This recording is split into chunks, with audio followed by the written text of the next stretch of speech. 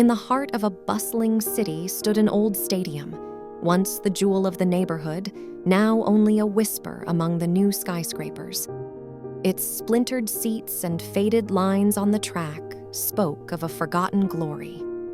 Yet, within its echoing space was a story not quite finished, the story of Eddie, the custodian.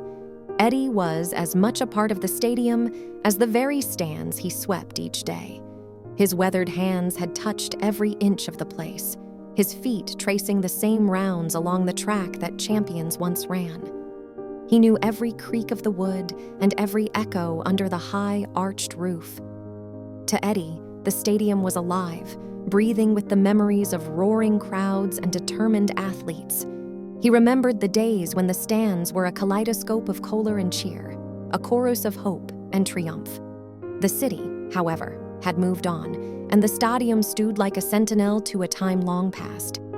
But change, as it always does, arrived on a quiet Tuesday morning.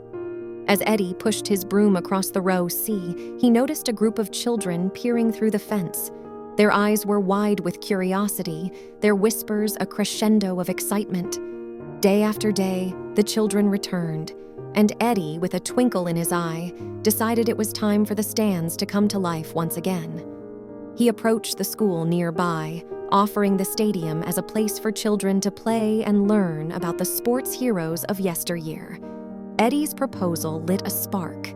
Before long, the old stadium was filled with the laughter of children playing where legends once competed. The stands may have been empty of spectators, but they were filled with the vibrant energy of youth. As the children ran on the track and played on the field, Eddie took his usual seat in the stands. He watched the next generation create their own memories, their own victories and defeats, in the very place he had dedicated his life to. The stands, once silent, now echoed not with the ghosts of the past, but with the promise of the future. They had become a place of community, of connection, of new dreams being forged in the shadow of old triumphs. Eddie realized then that the true legacy of the stadium was not in the echoes of the crowds, but in the whispers of the children who would carry its stories forward.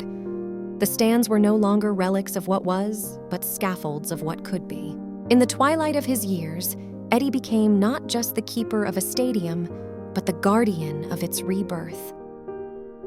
As the sun set, casting long shadows over the field, he knew that the stands were silent no more. They stood as a testament to resilience, to the unyielding spirit of dreams that refused to dim, and to the custodian who saw beyond the decay to the beauty that lay in wait.